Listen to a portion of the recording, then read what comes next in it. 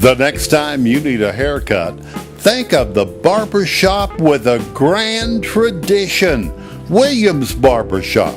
Williams Barbershop, proud to serve the entire community of Eufaula.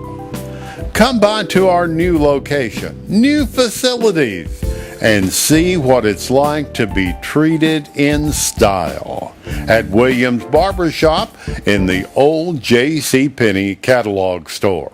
There is another choice for making funeral arrangements. Central Funeral Services, located in Eufaula and Louisville, Alabama.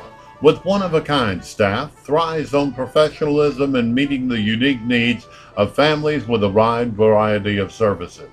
Owned and operated by the Mixon family. Call 687-1060 or 266-5261. Melissa Mixon Smith, licensed funeral director.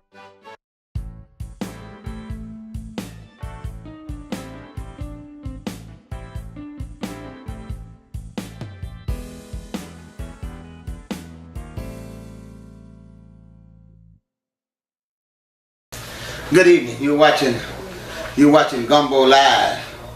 If you're watching on local TV, that means it's Tuesday night at 6:45. If you're watching it on YouTube, you're watching that any time you get ready. What I want you to do, I want to thank you first of all for continuing to watching. I have with me today a very special guest, and we're going to talk about a very touchy and special subject that need to be talked about.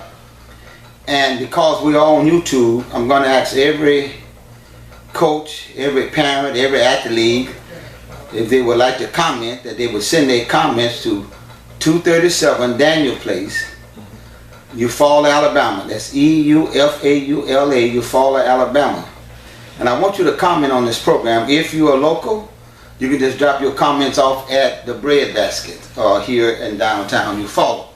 Now, Coach Butler, thank you for being on my show, number one. Thank you for having me. And I want to talk to you because you are not that long out of the coaching business. Right.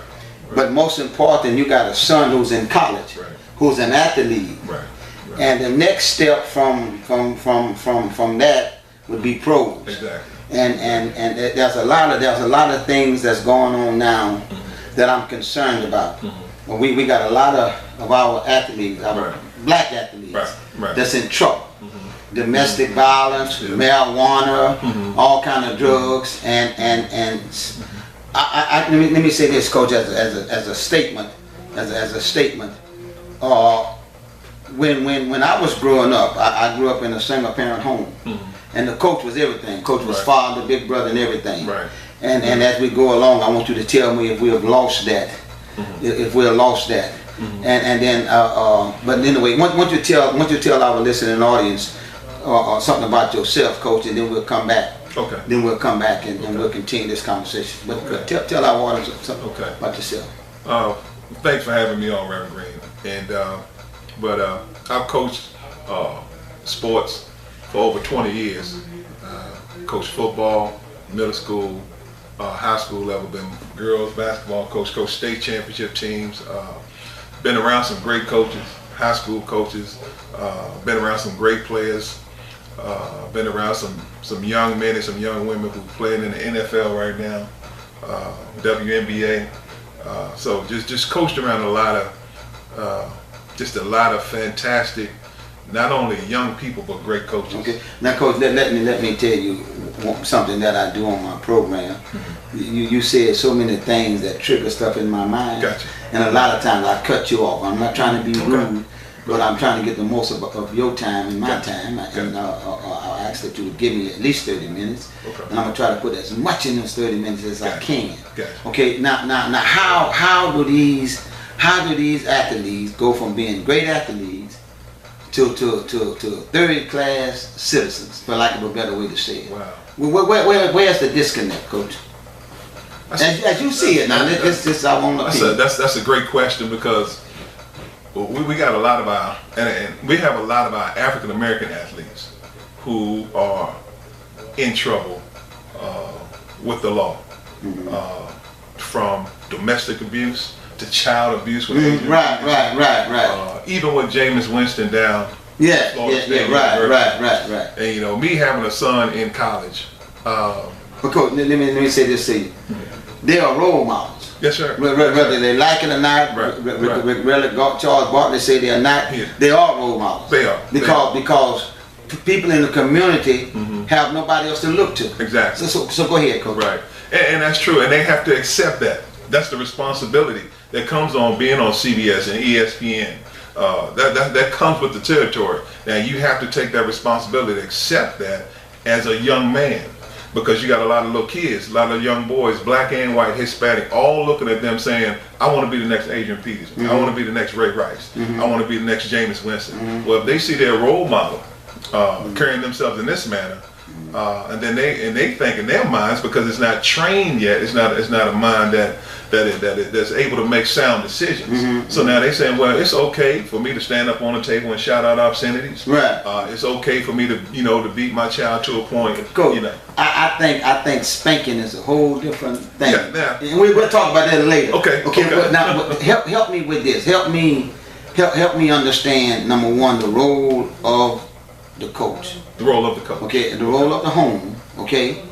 And I'm trying to find what a disconnect is. Let me tell you one of the things that I was told ever since I can remember, especially playing ball, that your name means something. Oh, yeah. Have they lost that value of their name? I think it has. I think it has because I think the coach, a coach, his role. I don't think the coach really realizes how much power and influence he has with that young man. Or young woman. Oh yeah, I want to keep it. I want to keep it with the boys. Since Okay, all right. We're dealing with this issue of young men. Okay, very good. Well, I want to keep it there. I think the coach has a lot of influence. The coach has an influence almost as much as a pastor does. Because we live in an area where football takes on a life of its own. Football is real big here in the Southeast, and so that coach, for a lot of our kids, they don't have that man that they look to and say, well, wow, I respect it. And even going back to the 70s and 80s, the coach was the man. Right. If coach said it was written in law. Right, that's right. And if coach said it, you feared him just like you almost feared the pastor, Now, I don't know if I told our audience or not, but you are a pastor. Yes, sir, yeah. You are a Yeah, pastor. right. You are a pastor. Right. As a matter of fact, we're getting ready to celebrate your anniversary. Yes, sir. October 19th. But now look, Coach. Now you say the coach does not realize that. But now let me ask you this: does the coach today, the modern day coach, has that influence that you just talked about? They have it, but you got to recognize it. And I'll say this, Reverend Green, because times have changed from the 70s and 80s. Now it's more market driven now. It's more about sponsorship. It's more about money, and more emphasis is put on winning. You have to win. It used to be a point where you could win. You had to win at the professional level. You always had to win. You had to win at the college level, and the high school level was more of the training level and developing you for that next level. But now it's trickled down to the high school level, even to the Pee Wee level. To where winning, everybody wants to win. So now what it does is, and because of social media, you got Facebook, Instagram, and Twitter, and when an incident happens. Back in the 70s and 80s, it took a little while to get there. But now it can be on Instagram and Facebook just like that. Right. So now that coach has to understand what the responsibility he has. You have a responsibility to train young men. You're developing relationships. Coach, if somebody's involved in drugs, you think they just start at the professional level? No. If somebody's involved in domestic violence? No, I don't believe it. So you're agreeing with me that it started back? It started. It go. We. It's a societal issue. It's a family issue. Domestic abuse. Let's deal with that first. Let's deal with that. Okay. I believe it's a learned behavior. I just don't believe you come out the womb and just want to beat, somebody up. You know what I'm saying? I got you. You know what I'm saying? So it's a learned behavior. So at a young age, you see another man being aggressive towards a woman and you know, and abusing her, not just physically but also verbally. And so you see that, and then so a young child sees that and say, oh, okay, especially a young man, that's the way I'm supposed to treat a lady, because that's what I saw it done in my house. Now, just because they did it in your house doesn't necessarily mean it's right. But what we need is, we need some more men that's willing to lay the right blueprint. Because you know, you can get the wrong blueprints and build a wrong house. Where we gonna get them from, Coach? Let's look at this. Let's look at this. Let's look at this. Let's look at this. You go, if I go to town tomorrow, they ain't putting that in the paper that I'm in town. Right, yeah. After they come to town, they got it all in the paper. That they're in town. People flock to see them. Right. Ain't nobody flocking to see me. Right. You know what I'm saying? Right. So where, how are we gonna do that? How are we gonna? And you got. First, I want to know I'm agreeing with everything you say. Okay. You ain't got to agree with you know me, but I understand. But my question is, where are they? And why is it that we are not promoting these? I'm gonna use the word role models that you were talking about. Why not we promote it? Because in the society that we live in, negativity travels faster than a good role model. There are positive role models, African American role models in our society. There are. And to be honest, you know, we're both preachers. It has to start at home. That has to now. You said something very important. I agree with you. You said you came from a single parent household. So we can't use the excuse that good things can't come out of a single parent household. You can't. So let's do it. Really, truly, because you ain't the only one. You know, right. If you go back and study the history of African American athletes, you'll find a lot of single parent who raised their children, who raised boys right. Chris Carter, who works for ESPN. Right. I listen to him all the time. He's in the Hall of Fame now. Right. You know, he ran into some issues when he was at Ohio State University and even with the Minnesota Vikings. But he still made it. His mama raised several boys by herself, and you see them being successful. So we can no longer use the excuse, I say, of being a single parent. There's always been single parents. Right. You know? That's right. Always been single parents. But there has to be some morals and values that's being instilled in our young men. Okay. And I take it a step further. Even if a woman is there by herself, she has to expose that young man to some positive role models of people who look like him. Yeah, I agree. So now, when we first started, I think you answered my question. My first question was, where is the disconnect? Where is the disconnect, Coach? Where is the disconnect? we know it started at home. Okay. So is there a safety net somewhere that if they miss it at home, right? Is there a safety net? And let's keep it in sports. Okay. That's where that coach comes into play. That coach can be that safety net because for some of our athletes, sports are the way out of our environments. I take, for instance, when I grew up in Landover, Maryland, basketball was my key out. You know, it was my way, you know, of expressing myself in a positive way to where, you know, somebody saw me and offered me a scholarship and allowed me to make it out of the projects that I grew up in. All right. Now, as a coach, let's go back to your coaching days. And I told my audience in just a few days that you got out of the coaching business. Right. Now you're in the education business, and we thank you for that. But now, did you realize as a coach, number one, that you were the safety net? And number two, could you be that safety net and still coach? Yes, I could. I did it.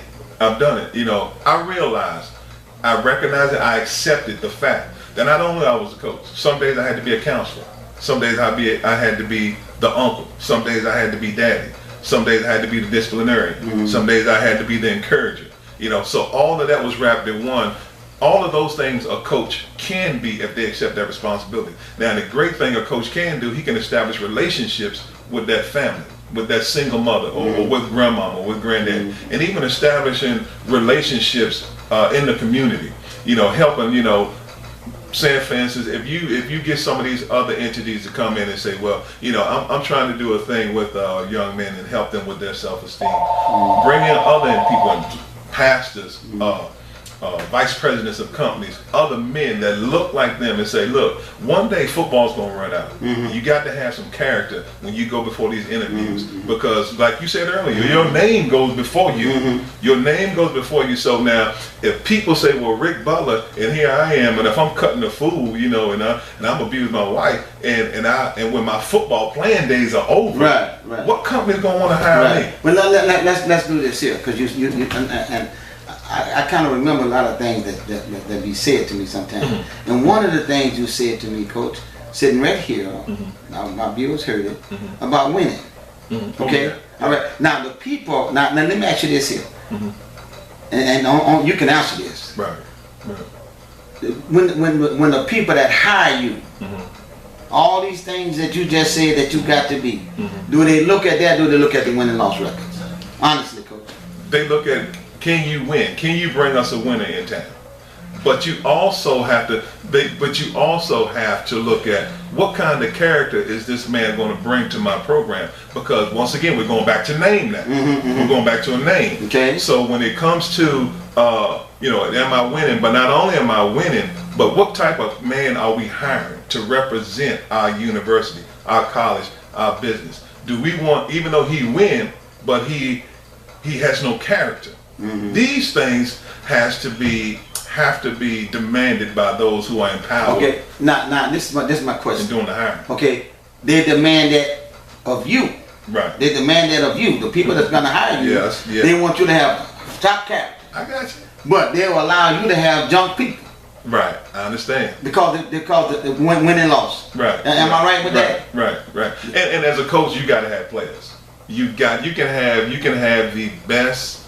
You can have the best program. You can be an expert at X's and O's and designing plays, and you can be an expert defense coordinator, offense coordinator, whatever you want. But if you don't have guys in there that can actually carry out the execution part.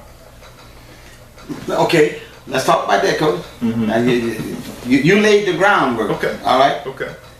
If this person does not have your character, your morals, but they can shoot that hoop, are they on your team? No, sir. If you don't represent the things that I care, because the team is only going to be able to go as far as the leadership. How long you keep a job like that? You know, in the real world. In the real world, you have to stand with, and that's what I'm saying. This is the influence that coaches have. They have that ability. Now, people may not like you, but they got to respect you for your convictions. I understand that. And so from that standpoint, now you might not be in a place long if you're not winning. That's it. And you might be a man of great character. But at least you can sleep good. And you want, yeah. But see now, that's what I'm trying to find out, Coach.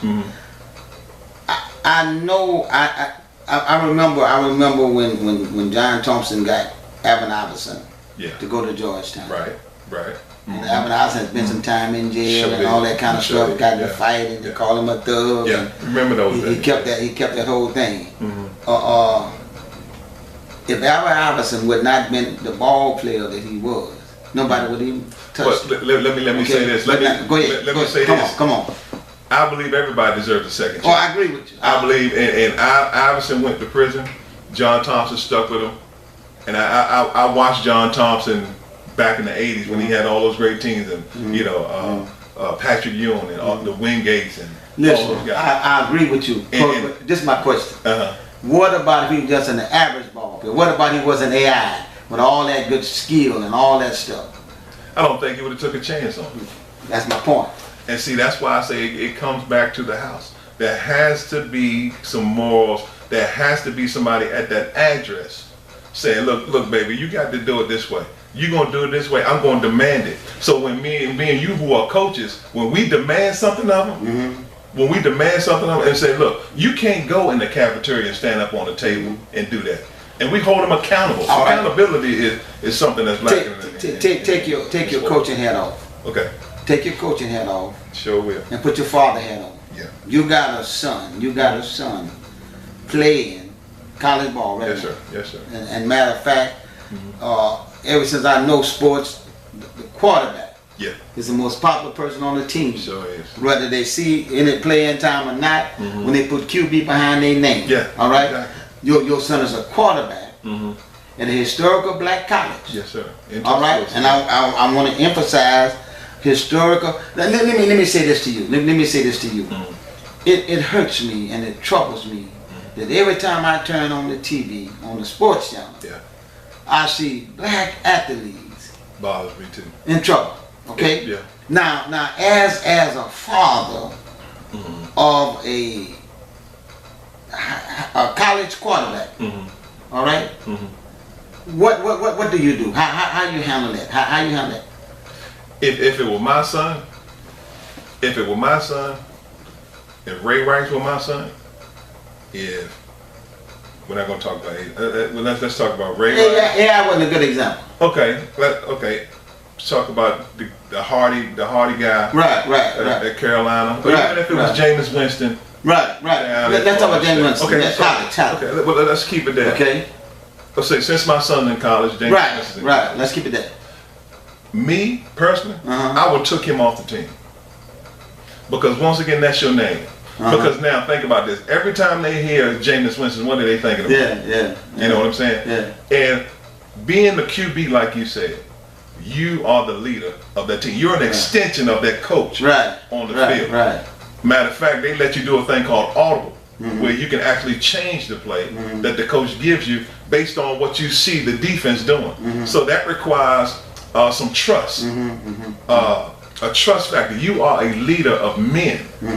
So you can't be a leader of men when you disrespect the whole team. All right. What happens after you take him off the team? Once I take him off the team, first of all, I'm telling you, and me and Coach, we can sit down and have a conference. But Coach, I don't want him to be. If Jameis Winston were my son, if that was Marcellus Butler, he would not play the rest of this year. And then what, though? I got you. And then what? And look, I see. This is my problem. Okay. This is my problem, and I'm with you. But my problem is what I'm taking away your dream. Right. All right. Right. So my question is, as a father, what next? Okay. So now I'm taking away the thing that he loves doing. Right. So now my next point is, how bad do you want to get back to that level? In order for you to get back to that level, you got to earn first, before you even earn the public's trust. You got to earn me and Mama's trust because you violated the Butler's name. We don't do stuff like that. We don't treat women like that in our household. So you got to earn the family's respect back. And then when you earn the family respect back, then you go back and you apologize to your coach. You apologize to the people who were involved, the young lady, whoever it was. Because when you mess up, you got to clean it up. Is he in school? He's in school. Oh, he stays in school. Stay in school. Definitely. I don't snatch him off out of school because educating, you're a student athlete. Not athlete student, but you're a student athlete. So you stay in school. Matter of fact, I think it hurts him even more because you see it every day, but now you're not a part of it. So it has to be, you have to deal with this generation to where you take away the thing that they love. And now you want to, how bad do you want it? Do you continue to get in trouble? Do you continue to disrespect women? Do you continue to disrespect your family? Now, if you can correct these things, because now we got to remember they are young men, they can make mistakes, and we want to train them in that way. Right. So now we're gonna give them an opportunity to get back at that level, And so once he proves himself with the family, and then if the coach wants to take him back, we respect his decision. Look, and that's good. That's good. That's good.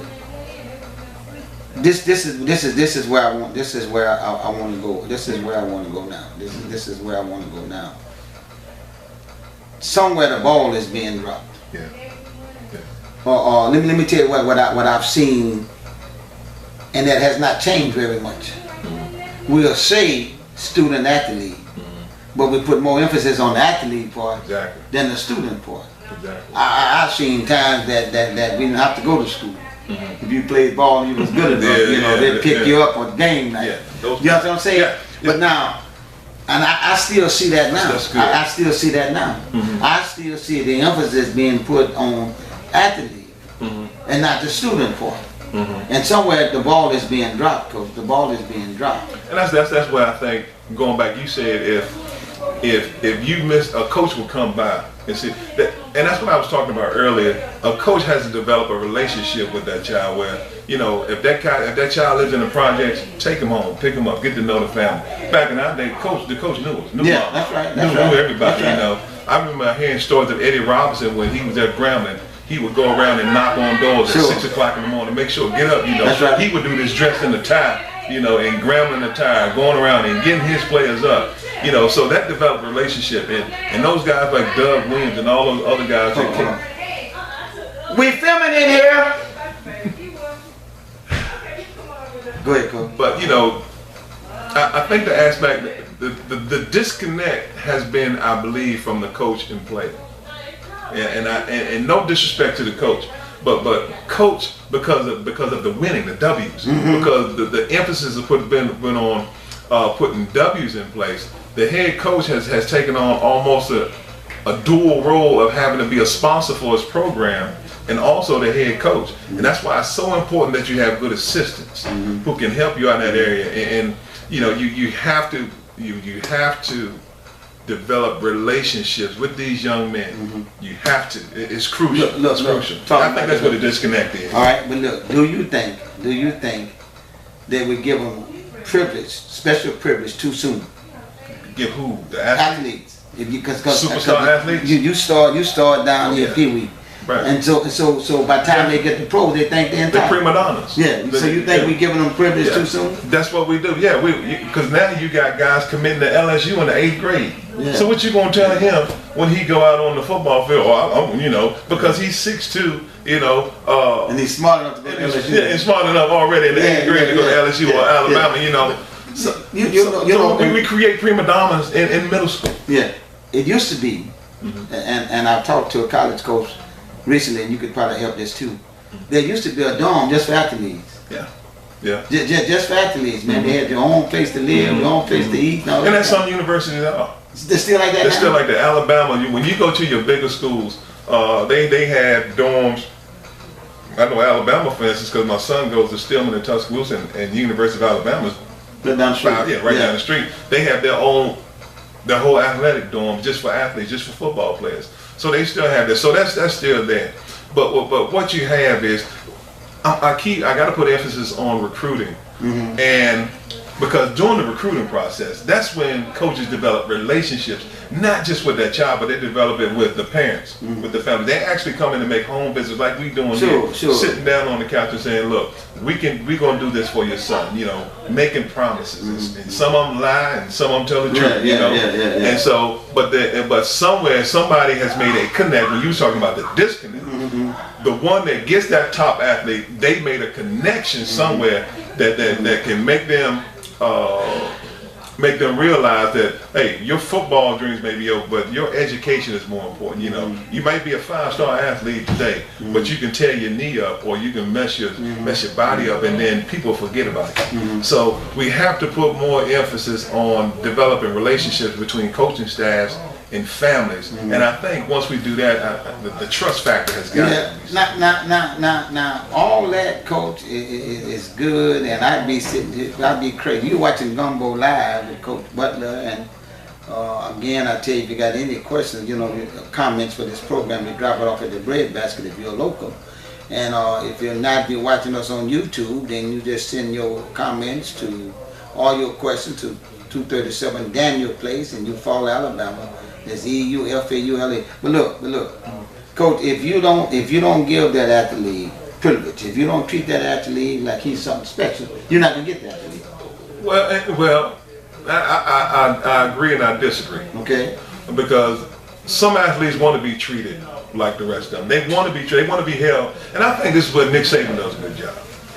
He holds everybody to an accountability level to says, do your job.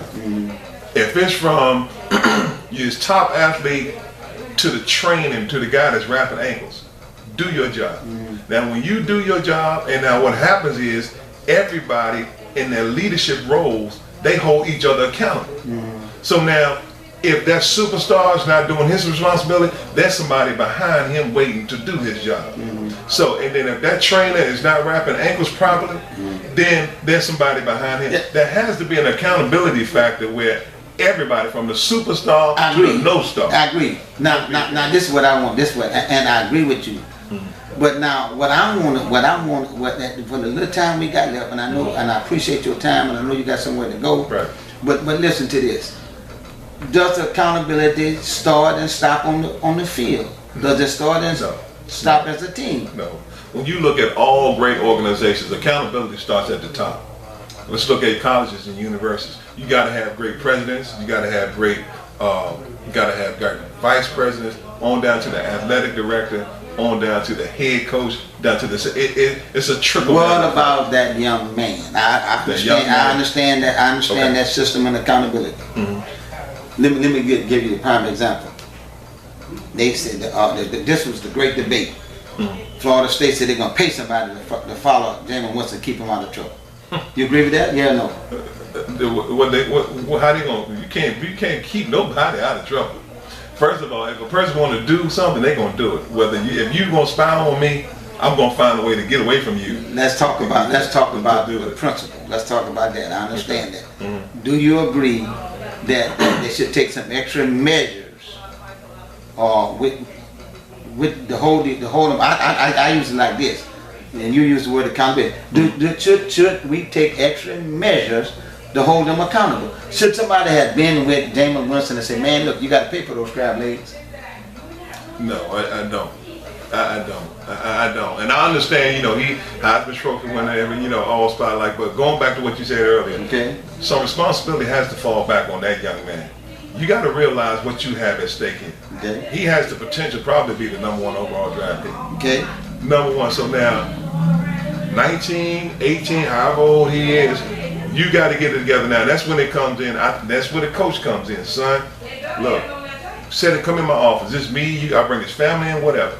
Son, you had the first time he got in trouble, I'm bringing him in. Okay. And I'm letting him know if you do something like this again, it's not going to be any. They're not going to be any next time. Yeah. There has to be a line drawn. And so now I'm going to put it on him, because you can't keep taking up for a boy and expect him to grow up to be a man.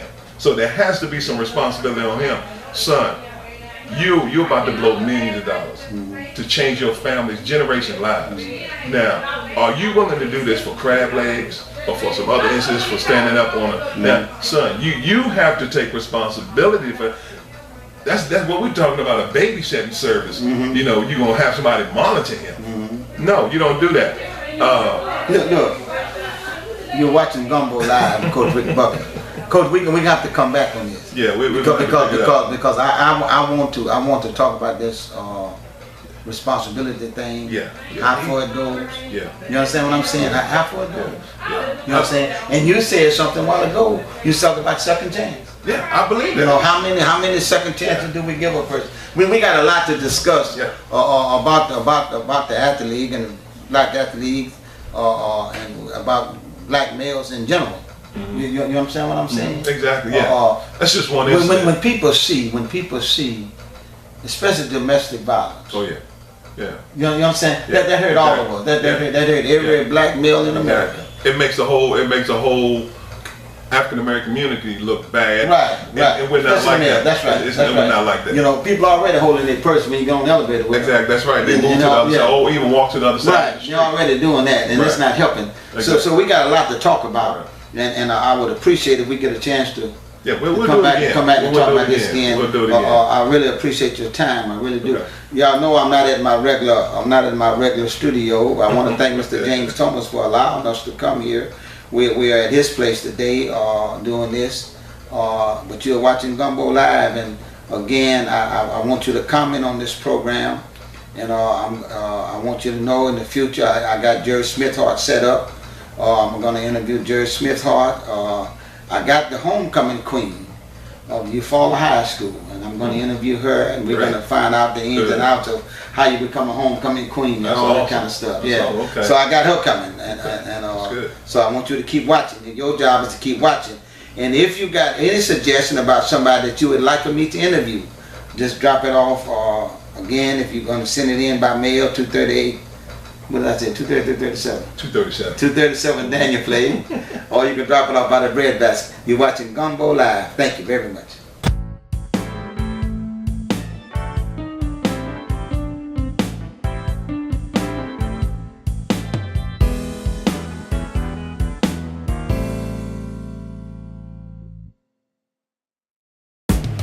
The next time you need a haircut, think of the barbershop with a grand tradition. Williams Barbershop. Williams Barbershop, proud to serve the entire community of Eufaula. Come by to our new location, new facilities, and see what it's like to be treated in style at Williams Barbershop in the old JCPenney catalog store. There is another choice for making funeral arrangements. Central Funeral Services, located in Eufaula and Louisville, Alabama, with one-of-a-kind staff, thrives on professionalism and meeting the unique needs of families with a wide variety of services. Owned and operated by the Mixon family. Call 687-1060 or 266-5261. Melissa Mixon Smith, licensed funeral director.